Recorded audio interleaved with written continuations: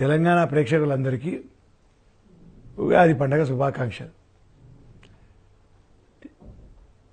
నేను ఎవరో ఒక్కరిని కించవరిచి నీకు చెప్తలేను.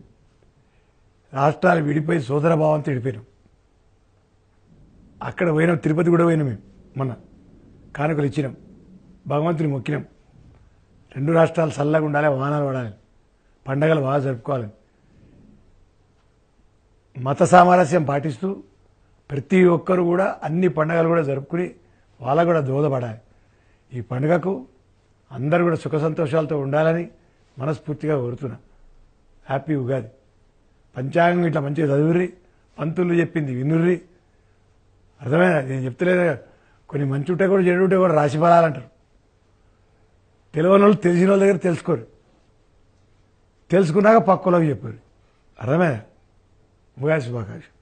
ఆంధ్ర రాష్ట్ర ప్రజలందరికీ ఉగాది పండుగ శుభాకాంక్షలు. ఉగాది అంటేనే ఒక కొత్తదనం. పాత సంవత్సరం తెలుగు సంవత్సరానికి వీడుకోవాలి చెప్పి మరి ఆ రకంగా ముందుకు పోతున్నాం.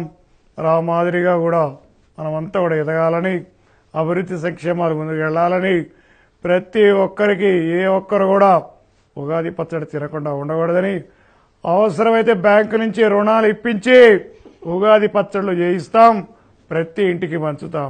దీంట్లో ఎట్లాంటి సందేహం లేదు.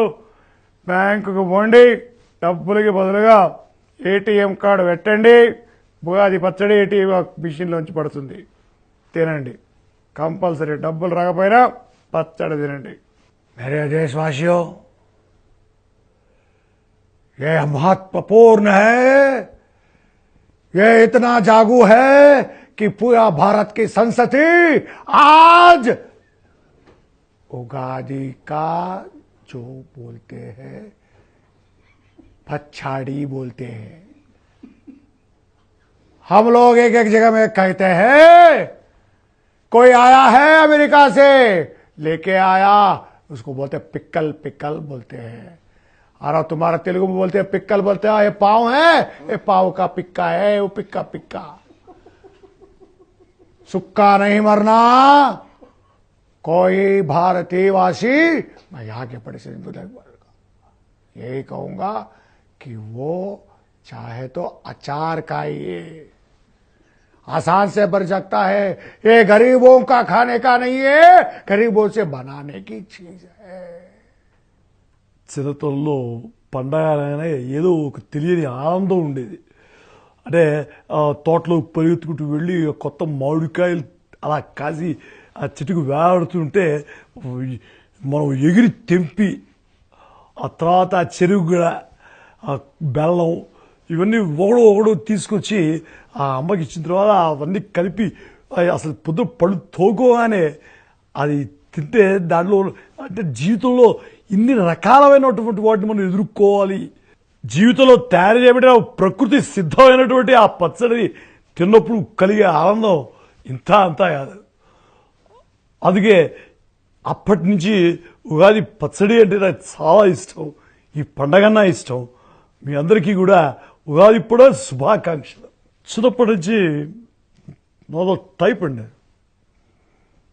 ఎందుకు తినాలి పచ్చడి అని నాకు నేను ప్రశ్నించుకున్నాను. పచ్చడి అంటే ఇలాగే ఎందుకు ఉండాలి అని అడిగేవాళ్ళు. నేను అడుగుతున్నాను ఎందుకు ఇలా ఉండాలి? అరే ఇంకో రకంగా కూడా ఉండొచ్చు, తినచ్చు, పోపడచ్చు. నా పచ్చడి నువ్వు తినచ్చు, నీ పచ్చడి నేను తినచ్చు, మన ఇద్దరి పచ్చడి ఎవడా తినచ్చు.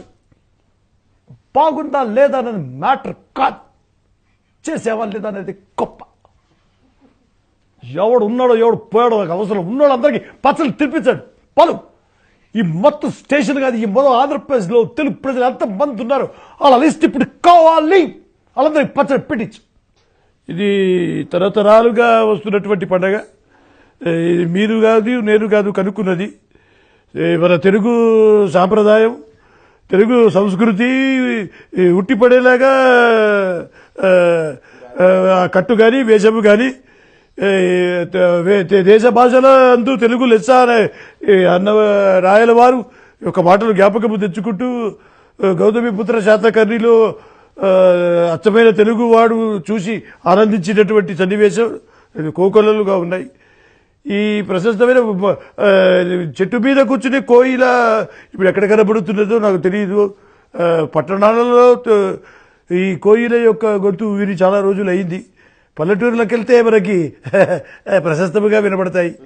ఈ కోయిల కుహు కుహు రాగాలు, ఆ లేత చిగురు తిన్న అటువంటి ఆ కంఠస్వరములోంచి వచ్చింది. మీ అందరికీ తెలియనిది కాదు, వచ్చింది ప్రమాణం. అది ఆ పచ్చడిని తిన్నట్టే వచ్చేటువంటి మనలో ఒక అద్భుతమైన శక్తి దాగున్నటువంటి శక్తి, నిమిడీకృతమైనటువంటి శక్తి బయటికి వచ్చి మనల్ని ముందుకు నడిపిస్తుంది. ఎవరు పెట్టినా ఎవరు చేసినా నాకు మటుకు వెంకటేశ్వర స్వామి పెట్టాలి. ఆయనే నమ్ముకున్నాను. దిగి వచ్చి రాత్రిపూట నా చేతిలో ఉగాది పచ్చడి పెట్టి వెళ్ళు. అప్పుడే నేను పండగ జరుపుకునేది. కమల, నువ్వు తయారు చేసిన పచ్చడి ఆ కాలువలో పోయి సాక్షాత్తు పద్మావతి సమేతుడై వెంకటేశ్వర స్వామి వచ్చి నా చేతిలో లడ్డూకి బదులుగా ఉగాది పచ్చడి పెడితే మనిద్దరం నాకుదాం. హాయ్ యోయో వ్యూవర్స్, సబ్స్క్రైబ్ చేసేటప్పుడు అక్కడ ఉండే గంట సింబల్ ను ప్రెస్ చేయడం మర్చిపోవద్దు.